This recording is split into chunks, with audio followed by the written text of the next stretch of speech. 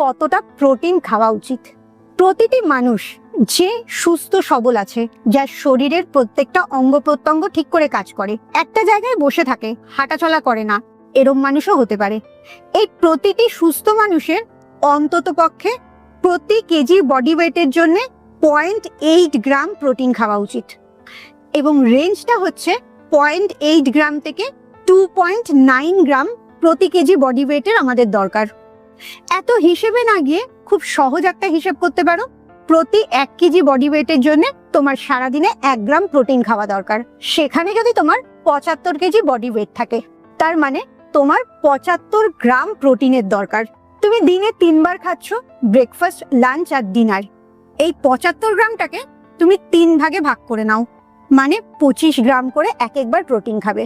এইটুকু প্রোটিন প্রতিটি মানুষের খাওয়ার দরকার, না হলে সে কখনোই পুরোপুরি সুস্থ থাকতে পারবে না।